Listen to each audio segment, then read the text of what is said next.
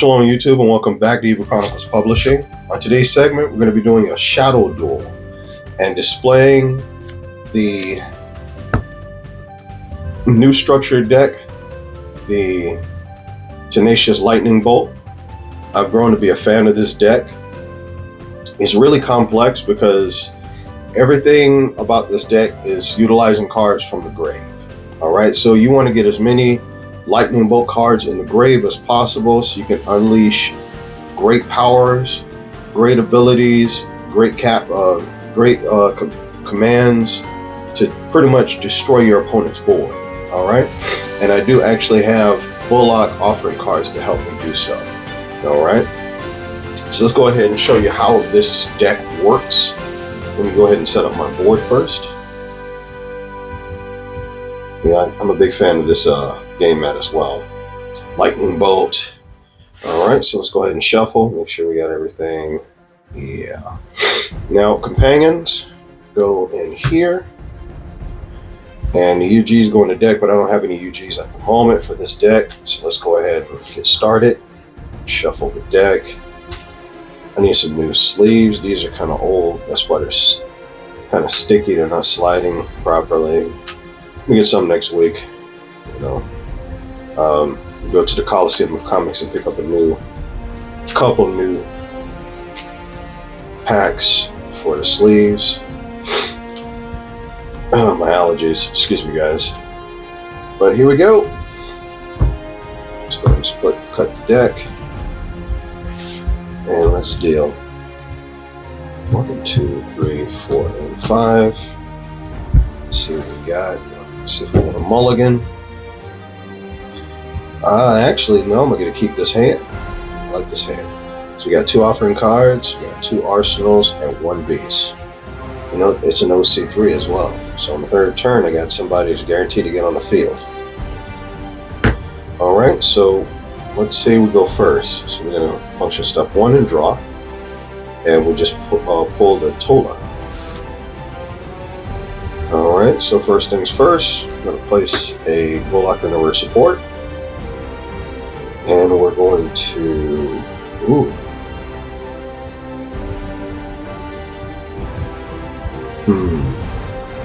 No. We're going to turn. Going to let our opponent go. Let's say they do the same thing, offering card and a rear support, and that's it. So this will be our turn. Turn 2. We draw. We got another Bullock. We'll place this one in the mid guard. And we're looking at our turn marker. So it's on 2. And we're going to place Tola in the rear support. Get us some rear support power. And we got 2 offering cards, which is good. We need, 2 arsenal cards, which is good. We need more power. We need more support, actually. Maybe we I played Tola too early. Well, let's go. Turn. Our opponent is going to go in their 2nd turn. The city placed a beast in their mid guard and they're attacking me. I'm going to do 2 damage and it's going to be my move. Turn 3, here we go. Alright, so we're going to place this in the one column and draw an additional card. Exactly what we needed. More support. Here we go. We are going to place Abnir, the master of the Lightningbolt, on the field. And we're going to discard this card from our hand so you can get a power up. So he gains +2 attack, +1 offering cost, making him a 4/4, and +1 skill, making him a 4/4/3. And we're going to move to the war step. We're going to swing at their mid guard. And let's say we take it out. And it's going to be our opponent's turn. So we got I would say we got the first strike, but we were able to do what we had to do. Yep. Now we want to develop until we actually are able to get a permanent power up. But we need, 4 cards in war column? 4 cards with Lightningbolt in the grave. Alright. So this structure deck is really about getting cards in the grave. And Abner is going to help us do that. All right. So now it's our opponent's turn. Let's say they grab something and they're going to attack my adversary. I really have no way of defending him, so he's going to be defeated in battle, and I'll take 2 damage. And it's going to be my turn. I draw. Draw another Tula, and I'm kind of screwed. Place this here in the mid-guard, and I'll have my turn. Opponent places another offering card, and now they have 2 attacks. So one from the mid-guard and one from the secondary card. And now it's going to be my turn. Turn 5, I draw. Okay, not bad. Not great either. I'm going to play Japta. And Japta doesn't really have anything worthwhile talking about. I try to get him in the grave as fast as possible. Right now, if I do that, I'm going to lose. So let's go ahead and move to the war step, and let's take out his left or right guard column.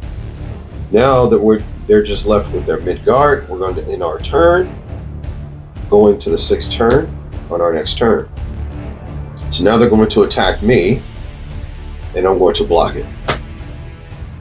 2 plus 2 from the skills is 4, so that's a 4 attack. So I mean, it's a 4 block. So I win that battle, and it's my turn. So if I don't draw anything worthwhile, I'm going to lose this turn. I mean, on my next turn. So let's see what we get. Place this in the war column to draw an additional card. Let's go. So we lost this first one. So let's go ahead and try it again. That wasn't really a good display of this deck's power, but that's what happens when you get Abner too early. I needed to build up more cards from the hand, in my hand, I would say, in order to do that.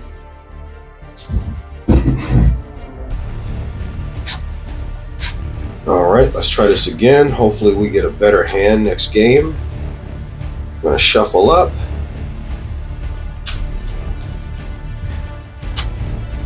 And there we go. Let's go ahead and cut.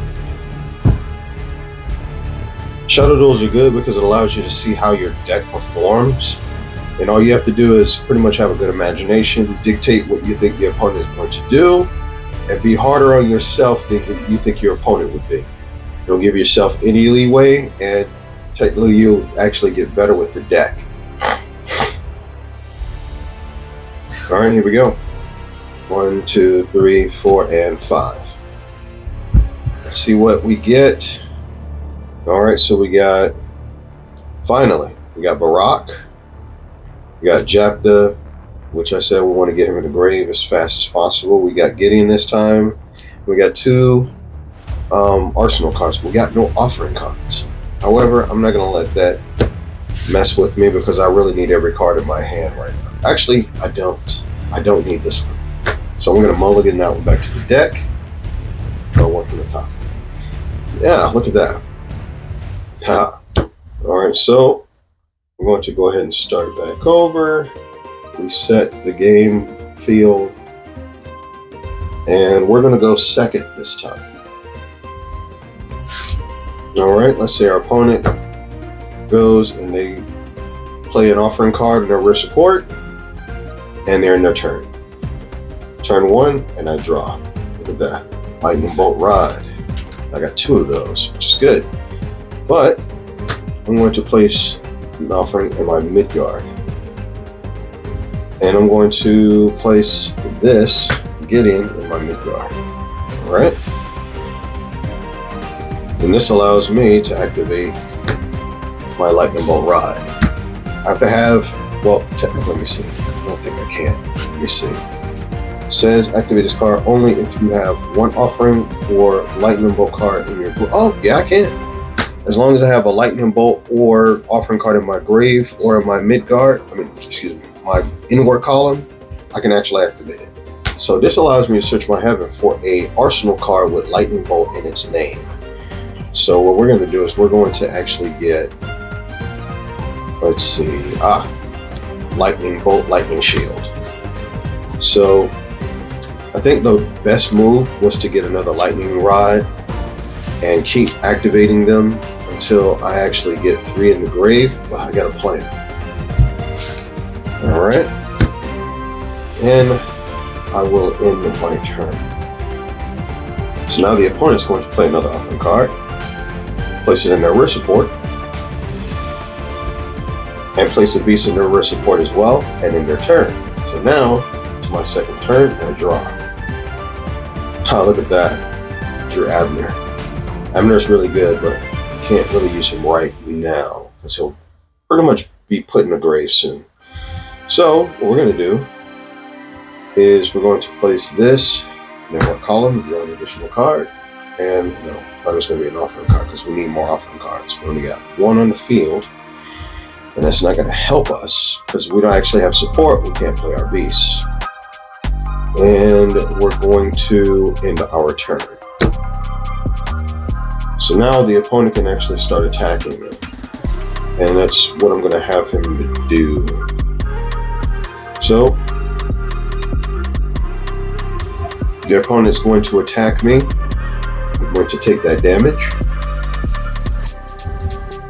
And they're going to end their turn, and it's going to be my move. That's not bad at all.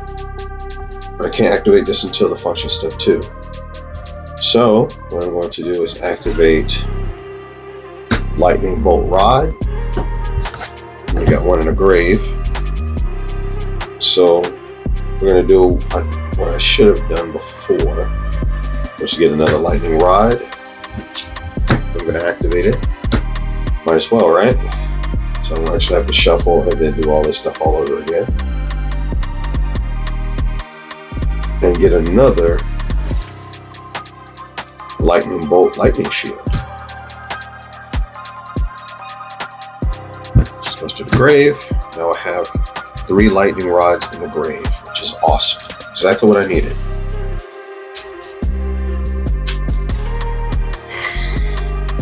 And now, this deck doesn't go there. And now, we're going to place Abner. Oh, no, we can't do that. No, not enough support. We'll go to the grave immediately. We're going to move to the function step 2. And we're going to activate Tides and Offering. By discarding 2 cards from my hand, I get to search for up to 2 offering cards and add to my hand.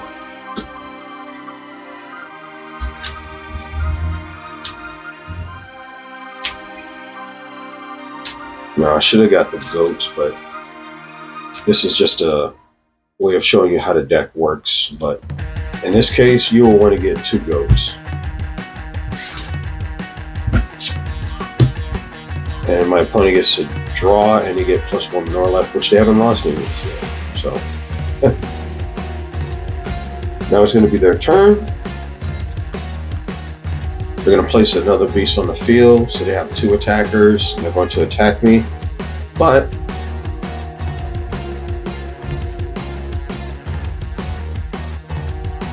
I'm going to cancel that attack. Cancel the attack from the midgard.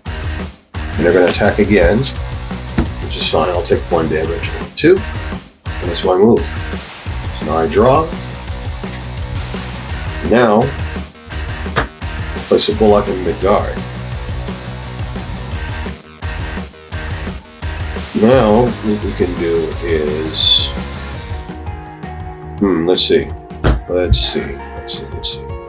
1, 2, 3, 4, 5, and 6 cards with Lightningbolt in their name in the grave, which is awesome.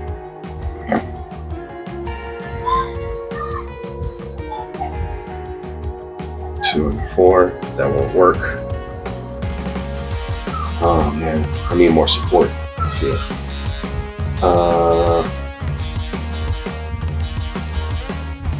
Any of these guys I put on the field are going to go straight to the grave, so no point. I'll have to take the damage.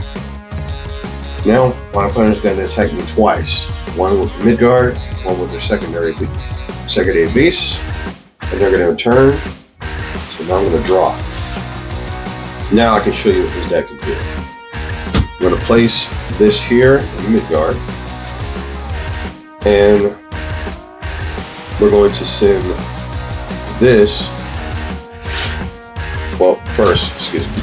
Let me play Barak first. Now we'll take one of these, place it here, so I can add support here. So we're swapping out one offering card for a companion beast that gives you also 2 support. So this keeps your beast up afloat in power. So we got 2, 4, and 6 support. And because you have 3 or more, because we have 3 or more arsenal cards in our grave, with Lightningbolt in their card name, he gains +1/+1, making him a 4/5. Not only that, let's see, 5, yeah. We're also going to arm him with Lightningbolt Blade. This also gives him during the war step +1/+1, making his attack 5, offering cost 6. However, if the attack goes through, I get to draw 1 card because of the Lightningbolt Blade. Now, check this out. I'm going to move to the war step. I'm going to activate beast mode, his action command, which allows me to discard 2 cards from my hand to keep my opponent from activating any commands or any arsenal cards to stop my attack. He has to block. And let's say he does block. I don't get to draw a card because the attack didn't go through. So now I have my turn. And now it's my opponent's turn, and they'll go. Because their beasts are not strong enough to defeat my beast, they're going to have to end their turn, which now goes to me. So he ascends and I draw. Nice. And now, we're going to go straight to the war step. And because he's in a war step, he gains +1/+1, allowing him to go back up to 5 attack. We're going to swing. Now, they can't stop this attack. This allows us to draw a card prior to the damage. And now the attack goes through. And they lose 2 Winora. And now I'm going to pass the turn on to my opponent. And we're in FX mode. FX is pretty cool because now that means any beast that you have can be brought to the field. Remember, the turn marker's job is to restrict certain beasts from being able to be played. But once you're in FX, all gloves are off. Right? Now my opponent again still has no beast that's strong enough to take down my beast. So he's going to end his turn, and it's going to be my move. So ascend and draw. All right, here we go. I'm going to add more support to Barak, bringing that column up to an 8. 2, 4, 6, and 8.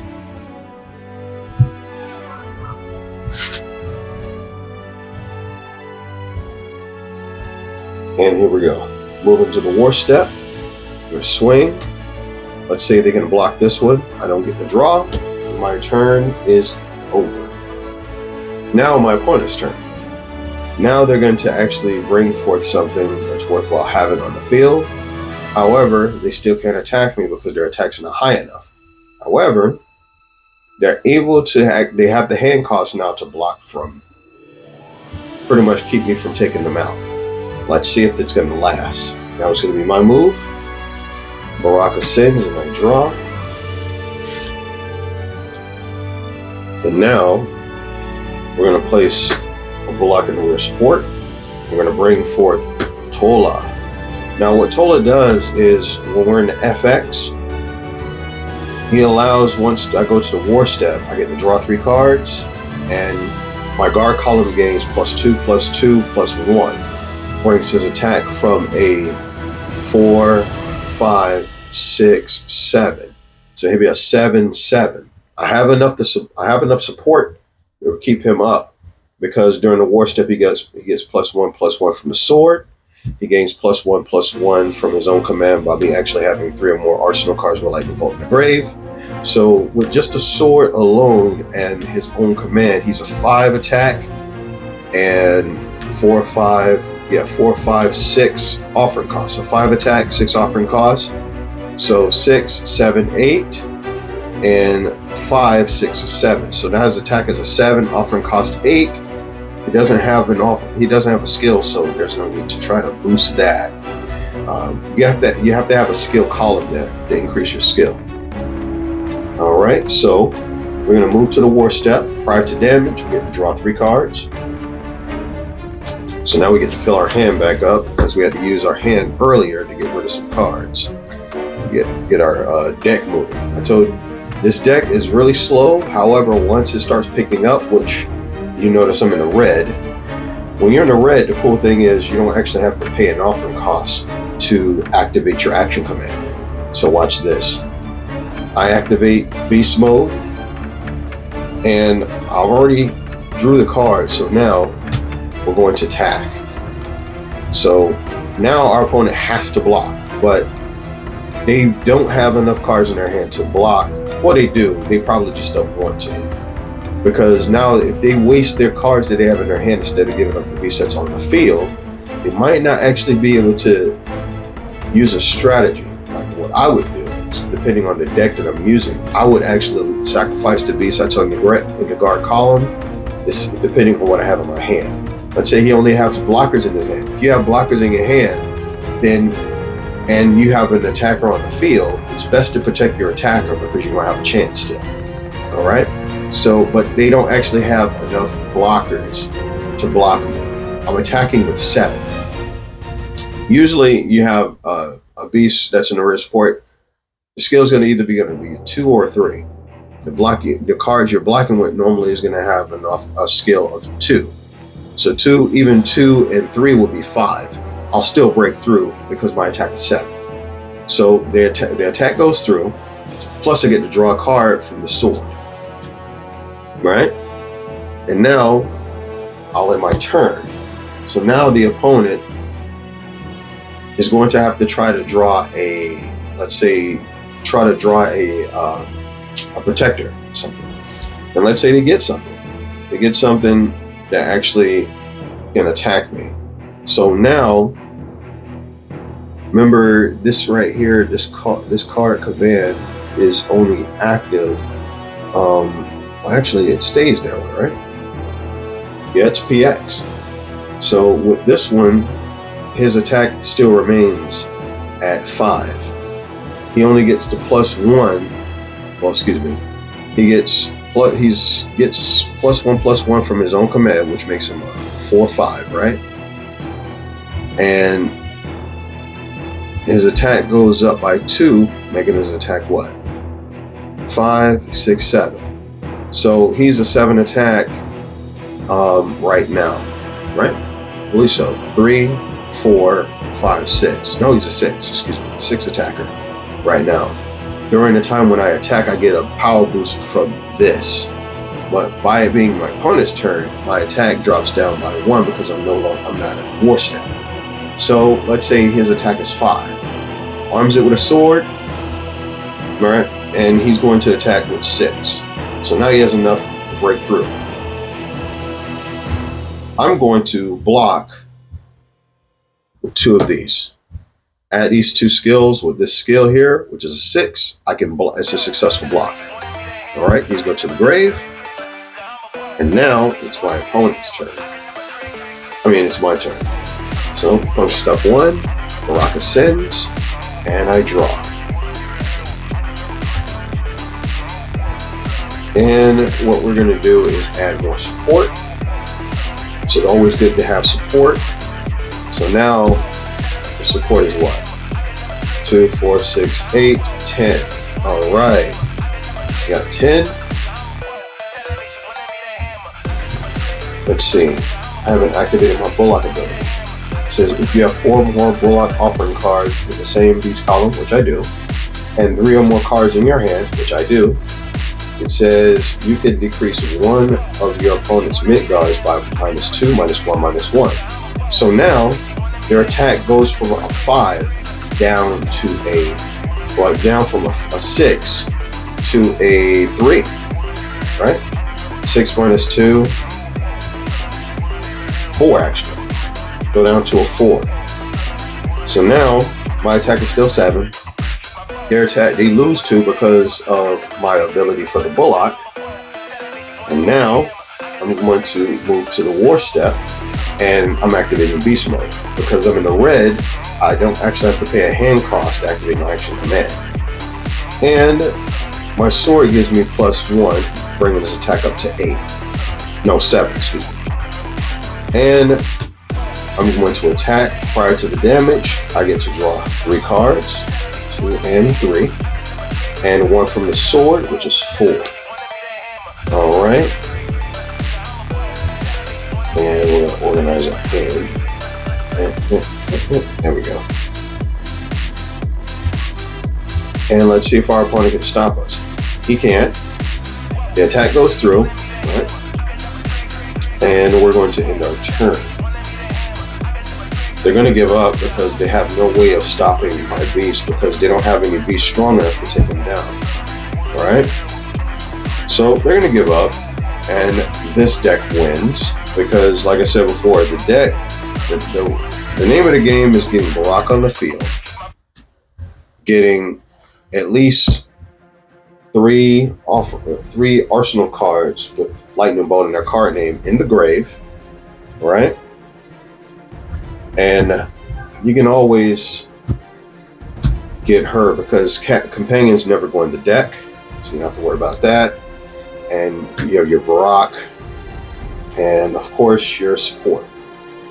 Like I said, these cards keep their power, so you have to try to get support every turn, try to build that support up, and try to get as much support as you can. You can only do so much because you have a deck limit, right? Of 50 cards. 15 beasts, 15 offering cards, 15 arsenal cards, and up to 20 offering cards. So your deck is limited to 50. You can have less than that, but you have to go to the website so you can see the restrictions and the deck construction. All right, so you'll know exactly how many cards you can have in your deck, the minimum you can have in your deck, from greatest to smallest. This is the Shadow Duel for the Lightningbolt. Of course, the first game didn't go quite well because I didn't have Barak. Now you see how much of a need that Barak. Now, if you can still use Abner as just as effective, and quite honestly, he can be more powerful, but you'll need more cards. Barak can do it by himself, really, as long as you actually have sufficient arsenal cards in your grave with Lightningbolt in their names. You can do quite well. However, you can do the same thing with Abner, but you'll need a lot of support, him in the rear support, and you have to have enough Lightningbolt arsenal cards in your hand to discard to get additional power. Because without that, if you just have these two, he'll be stuck at 4 for his minimum power, because he's going to give him +2, +2, +1. So his offering cost is going to be a 5, attack is going to be a 4, skill is going to be a 3, right? But if you actually discard Lightningbolt arsenal cards from your hand, you get some additional +2, +2, +2, +1, +1, giving him more power. See what I mean? And even if you have this, you can jack him up even more with more power. So Abner actually can get stronger than Barak, but he requires more. So depending on your strategy, it's up to you. You know what I'm saying? So I just wanted to show you how the Shadow Duel will come if you actually want to purchase this deck. It's very powerful. Like I said, it's slow, but you can actually get the cards that's necessary to actually speed this deck up. Like if you had Turtle Dove offering cards, it would have been a lot faster. Would have been able to build a faster board. Same with if you had the pigeons, you're able to flock to the field a lot faster, and you can fill your board up with offering cards as many as you need. You don't need You don't need offering cards in your hand to utilize this deck. Unlike a lot of other decks, you want your offering cards on the field as fast as possible. And you want as many lightning bolts in the grave as possible to unlock more abilities for your arsenals and more commands for your beasts. All right. Well, this is Ego Dear Israel, and I'll see you in the next video.